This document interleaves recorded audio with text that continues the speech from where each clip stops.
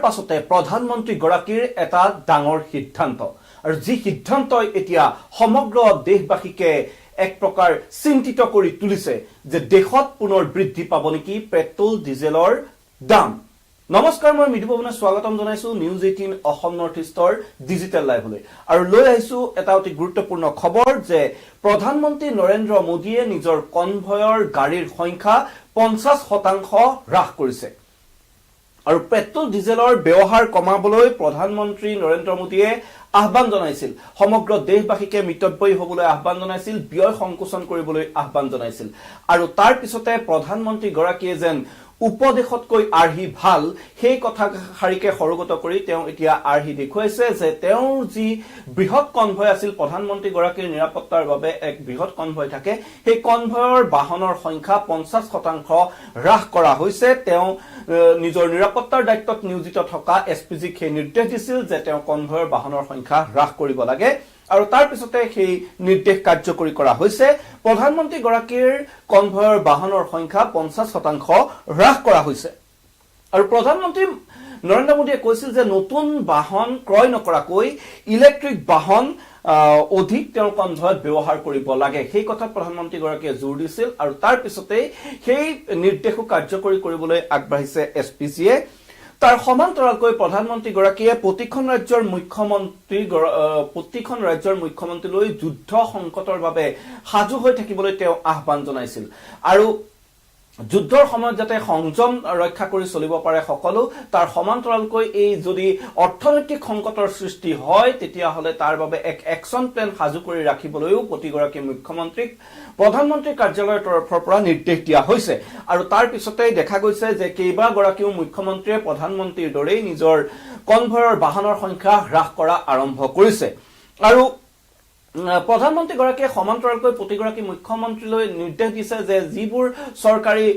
বৈঠক থাকে, মিটিং থাকে, সেই সকলো যাতে অনলাইন মাধ্যমেৰে তেওঁলোকে অনুষ্ঠিত কৰে, এখন বৈঠকৰ বাবে যাতে অযথা বহুত ব্যয় কৰা নহয়, সেই কথাও প্ৰধানমন্ত্ৰীৰ কাৰ্যালয়ৰ তৰফৰ পৰা নিৰ্দেশ দিয়া হৈছে আৰু সমান্তৰালকৈ সকলোকে ইলেক্ট্ৰিক বাহন ব্যৱহাৰ কৰিবলৈও নিৰ্দেশ দিয়া হৈছে প্ৰধানমন্ত্ৰী কাৰ্যালয়ৰ তৰফৰ পৰা। আৰু তাৰ পিছতেই দেখা গৈছে একাংশ ৰাজ্যই প্ৰধানমন্ত্ৰীৰ নিৰ্দেশ এতিয়া কাৰ্যকৰী কৰিবলৈ আৰম্ভ কৰিছে। আৰু এই মুহূৰ্তত আটাইতকৈ চৰ্চাৰ বিষয়টো হৈছে যে প্ৰধানমন্ত্ৰী গৰাকীয়ে নিজৰ যি কনভয় আছিল সেই কনভয়ৰ বাহনৰ সংখ্যা 50%লৈ হ্ৰাস কৰিছে আৰু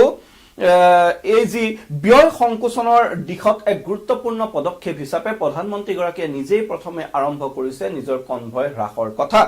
ইতিমধ্যে সৰ্বজন বিদিত যে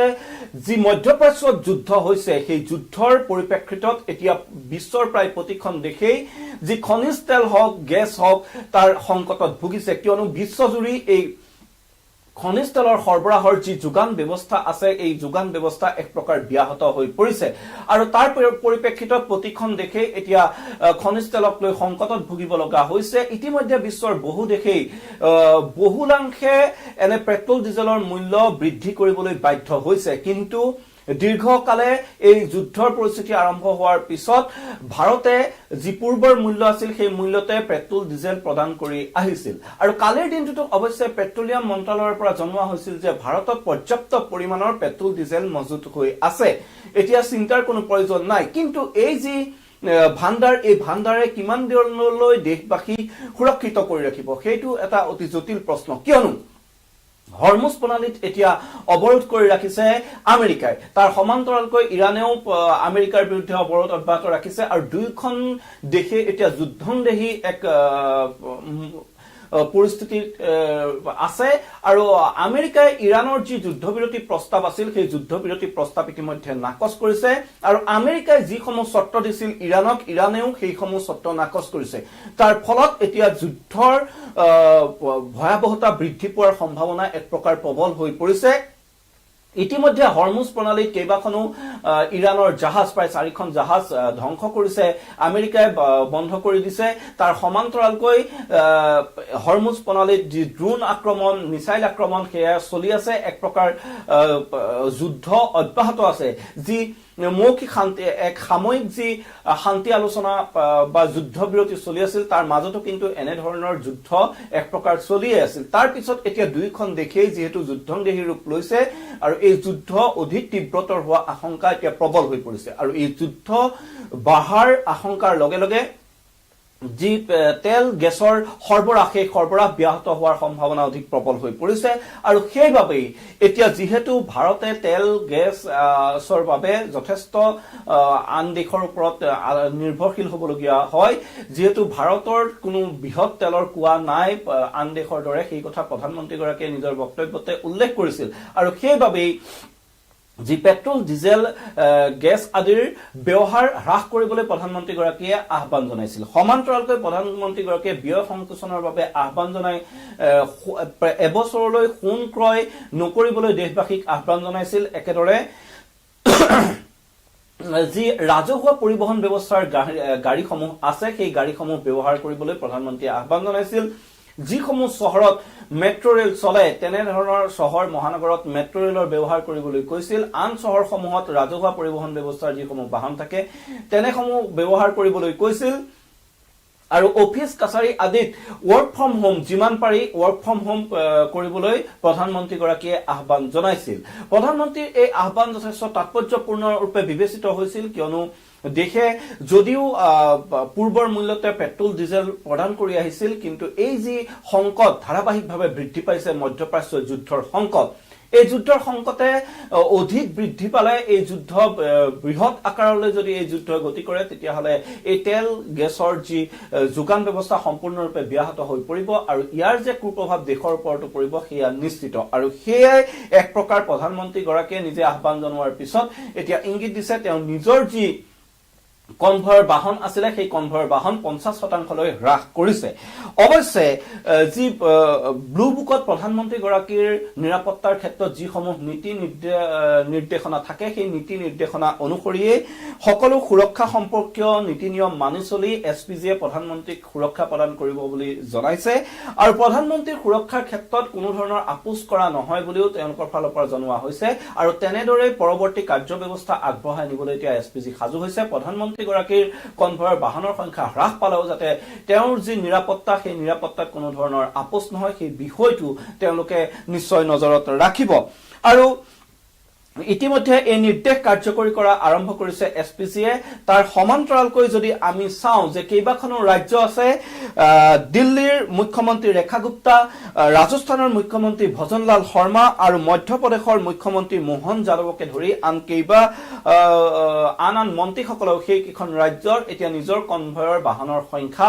হ্ৰাস কৰিছে প্ৰধানমন্ত্ৰীগৰাকীয়ে যি আৰ্হি দেখুৱাইছে সেয়াই তেওঁলোকে অনুসৰণ কৰিছে আৰু অনুসৰণ কৰি তেওঁলোকে নিজৰ নিজৰ কনভয়ৰ বাহনৰ সংখ্যা হ্ৰাস কৰিছে আৰু এই ক্ষেত্ৰত প্ৰধানমন্ত্ৰীগৰাকীয়ে যদি চাওঁ তেওঁ পেট্ৰল ডিজেলৰ যি ব্যৱহাৰ সেই ব্যৱহাৰ হ্ৰাস কৰাৰ তেওঁ আহ্বান জনাইছিল আৰু মই কৈছো ইতিমধ্যে যে যি ৰাজহুৱা পৰিবহন ব্যৱস্থাৰ বাহন আছিল অতি প্ৰয়োজন নোহোৱালৈকে নিজৰ ব্যক্তিগত বাহন ব্যৱহাৰ কৰিবলৈ মানা কৰিছিল প্ৰধানমন্ত্ৰীগৰাকীয়ে তাৰ পৰিৱৰ্তে ৰাজহুৱা পৰিবহন ব্যৱস্থাৰ তেওঁ ব্যৱহাৰ কৰিবলৈ আহ্বান জনাইছিল সমান্তৰালকৈ আমি যদি চাওঁ যে ৱৰ্ক ফ্ৰম হোম কোভিড কালত যি ধৰণে চলিছিল তেনে ধৰণে ৱৰ্ক ফ্ৰম হোম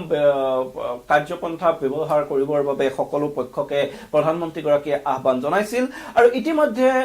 বিভিন্ন ৰাজ্যৰ মুখ্যমন্ত্ৰীসকললৈ প্ৰধানমন্ত্ৰীৰ কাৰ্যালয়ৰ পৰা যি নিৰ্দেশনা জাৰি কৰা হৈছে তাতো online meeting work from home আদি কৰাৰ আহ্বান জনোৱা হৈছে আৰু সমান্তৰালকৈ ইলেক্ট্ৰিক বাহন ব্যৱহাৰ কৰাৰ বাবে প্ৰধানমন্ত্ৰীৰ কাৰ্যালয়ৰ পৰা সকলোকে আহ্বান জনোৱা হৈছে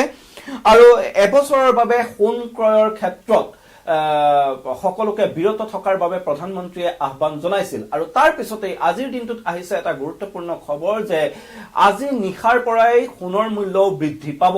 কিয়নো পূৰ্বৰ যি আমদানি শুল্ক আছিল সোণৰ ওপৰত 6% সেই 6% আমদানি শুল্ক এতিয়া 15% বৃদ্ধি কৰিছে কেন্দ্ৰীয় চৰকাৰে আৰু এই নতুন নিৰিখ আজি নিশাৰ পৰাই বলবৎ হ'ব অৰ্থাৎ প্ৰধানমন্ত্ৰী আহ্বান জনোৱাৰ পিছতে এতিয়া সোণৰ মূল্য বৃদ্ধি হ'ল আৰু আজি নিশাৰ পৰা ইয়াৰ কাৰ্যকৰী হ'ব 6% যি শুল্ক আছিল তাৰ ঠাইত এতিয়া 15% লৈ বৃদ্ধি কৰা হৈছে সেই শুল্ক আৰু লগে লগে সোণৰ যে ব্যাপক হাৰত দাম বৃদ্ধি হ'ব সেই কথা নিশ্চিত হৈ পৰিছে তাৰ সমান্তৰালকৈ এতিয়া প্ৰধানমন্ত্ৰীৰ এই কাৰ্যব্যৱস্থা প্ৰধানমন্ত্ৰীৰ আহ্বান সকলো ফালৰ পৰা এটা কথা যেন ইংগিত পোৱা গৈছে যে দেশত শীঘ্ৰেই পেট্ৰল ডিজেলৰ দামো বৃদ্ধি পাব পাৰে এই সম্পৰ্কে বিশেষজ্ঞসকলেও মত ব্যক্ত কৰিছে যে প্ৰধানমন্ত্ৰীগৰাকী এনে যি ইংগিত সেই ইংগিতে হয়তো সেই কথাই বহন কৰিছে যে শীঘ্ৰে হয়তো বৃদ্ধি পাব পাৰে পেট্ৰল ডিজেলৰ দাম অৱশ্যে দেশত এতিয়াও পেট্ৰল ডিজেল পৰ্যাপ্ত পৰিমাণে মজুত থকা বুলি পেট্ৰলিয়াম মন্ত্ৰালয়ে কালিৰ দিনটোত জনাইছিল আৰু আজিৰ দিনটোত দেখা গৈছে যে কেন্দ্ৰীয় কেবিনেটৰ বৈঠক অনুষ্ঠিত হৈছে আৰু এই কেন্দ্ৰীয় কেবিনেটৰ বৈঠকত হয়তো বহুকেইটা গুৰুত্বপূৰ্ণ সিদ্ধান্ত হয়তো ল'ব পাৰে এই যুদ্ধৰ সংকটৰ বাবে মধ্যপ্ৰাচ্যৰ যি যুদ্ধ সেই যুদ্ধ সংকটৰ বাবে হয়তো এনে ধৰণৰ বহুকেইটা গুৰুত্বপূৰ্ণ সিদ্ধান্ত আজি কেন্দ্ৰীয় কেবিনেটে ল'ব পাৰে আৰু এই ক্ষেত্ৰত দেখা গৈছে যে প্ৰধানমন্ত্ৰী গৰাকীয়ে প্ৰথমে নিজে আৰ্হি দেখুৱাইছে যে উপদেশতকৈ আৰ্হি ভাল আৰু সেই কথা তেওঁ নিজে হাতে কামে কৰি দেখুৱাইছে তেওঁ নিজৰ যি নিৰাপত্তাৰ বাবে বৃহৎ কনভয় আছিল সেই কনভয়ৰ বাহন ইতিমধ্যে 50% হ্ৰাস কৰা হৈছে তাৰ উপৰি যে যি ব্যয় সংকোচনৰ কথা কোৱা হৈছিল সেই ব্যয় সংকোচনৰ ক্ষেত্ৰত গুৰুত্ব প্ৰদান কৰি নতুন বাহন ক্ৰয় কৰিব নালাগে কিন্তু তেওঁৰ কনভয়ত ইলেক্ট্ৰিক বাহন ব্যৱহাৰ কৰাৰ ওপৰত প্ৰধানমন্ত্ৰীগৰাকীয়ে যথেষ্ট গুৰুত্ব দিছে যথেষ্ট জোৰ দিছে আৰু তাৰ পিছতে এতিয়া এছপিজিয়ে সেই নিৰ্দেশ কাৰ্যকৰী কৰা আৰম্ভ কৰিছে আৰু দিল্লীৰ বাহিৰত প্ৰধানমন্ত্ৰীৰ শেহতীয়া ভ্ৰমণৰ সময়ত কনভয়ৰ পৰিসৰ যথেষ্ট সৰু দেখা গৈছিল কালিৰ দিনটোতো প্ৰধানমন্ত্ৰীগৰাকী অসমলৈ আহিছিল অসমৰ মুখ্যমন্ত্ৰী হিমন্ত বিশ্ব শৰ্মাৰ শপত গ্ৰহণ অনুষ্ঠানত তেওঁ ভাগ লৈছিল আৰু সেই সময়ত দেখা গৈছিল যে পূৰ্বতকৈ তেওঁৰ কনভয়ৰ যথেষ্ট সৰু হৈছে যথেষ্ট বাহনৰ সংখ্যা কমিছে আৰু এইদৰে প্ৰধানমন্ত্ৰীগৰাকীয়ে নিজে জনোৱা আহ্বানৰ সমান্তৰালকৈ নিজেই এই ব্যয় সংকোচনৰ নীতি গ্ৰহণ কৰিছে আৰু ইয়াৰ জৰিয়তে সমগ্ৰ দেশবাসীক বাবে যেন এক বাৰ্তা প্ৰদান কৰিব বিচাৰিছে যে সকলোৱে এই সংকটৰ সময়ত দেশৰ বাবে থিয় দিয়ক প্ৰধানমন্ত্ৰীগৰাকীয়ে এই আহ্বান ইতিমধ্যে জনাইছিল যে দেশ সৰ্বোপৰি দেশৰ স্বাৰ্থত সকলোৱে কিছু ত্যাগ কৰিবই লাগিব আৰু সেইবাবে সকলোকে কিছুদিনৰ বাবে এই যুদ্ধৰ যি পৰিৱেশ এই যুদ্ধৰ পৰিৱেশ শাম নকটালৈ সকলো পৰিৱেশ ঠিক নোহোৱালৈকে এনে ধৰণৰ এবছৰৰ বাবে প্ৰধানমন্ত্ৰীগৰাকীয়ে আহ্বান জনাইছে যে বিদেশ ভ্ৰমণৰ পৰা বিৰত থাকিব লাগে তাৰ পৰিৱৰ্তে যিসমূহ দেশৰ ভিতৰৰ পৰ্যটনস্থলী আছে সেই পৰ্যটনস্থলীসমূহলৈ বিনোদনৰ বাবে গৈ দেশৰ পৰ্যটন উদ্যোগটোক টনকিয়াল কৰিবলৈ প্ৰধানমন্ত্ৰীগৰাকীয়ে আহ্বান জনাইছে তাৰ সমান্তৰালকৈ সোণ ক্ৰয়ৰ পৰা বিৰত থাকিবলৈ তেখেতে আহ্বান জনাইছিল পেট্ৰল ডিজেলৰ ব্যৱহাৰ হ্ৰাস কৰাৰ বাবে তেখেতে ইলেক্ট্ৰিক বাহন ব্যৱহাৰত গুৰুত্ব দিবলৈ কৈছে সমান্তৰালকৈ ৰাজহুৱা পৰিবহণ ব্যৱস্থাৰ বাহনত উঠিবলৈ সকলোকে আহ্বান জনাইছে আৰু ৱৰ্ক ফ্ৰম হোম কৰাৰ বাবে প্ৰধানমন্ত্ৰী মোদীয়ে সকলোকে আহ্বান জনাইছিল আৰু এতিয়া প্ৰধানমন্ত্ৰী নৰেন্দ্ৰ মোদীৰ যেহেতু কনভয়ৰ বাহনৰ সংখ্যা হ্ৰাস কৰিছে সকলোৰে মনত কিন্তু এটাই প্ৰশ্ন যে দেশত বৃদ্ধি পাব নেকি পেট্ৰল ডিজেলৰ দাম পেট্ৰল ডিজেলৰ দাম কিমান বৃদ্ধি পাব ইতিমধ্যে কিছু সমীক্ষাত চলিছে যে প্ৰায় 40 পৰা 43 টকালৈ বৃদ্ধি পাব পাৰে পেট্ৰল ডিজেলৰ দাম আৰু এই যি 40 পৰা 43 টকালৈ পেট্ৰল ডিজেলৰ দাম বৃদ্ধি পালেহে যি ঘাটি আছিল পেট্ৰলিয়াম কোম্পানীসমূহৰ সেই ঘাটি কিছু মিলাব পৰা যাব সেই তেনে ধৰণৰ কিছু আলোচনা ইতিমধ্যে চলি আছে বিভিন্ন মাধ্যমত বিশেষজ্ঞসকলে তেনে ধৰণৰ মত পোষণ কৰিছে আৰু এতিয়া সেইবাবে হয়তো আৰু কিছু মুহূৰ্তলৈ অপেক্ষা কৰিব লাগিব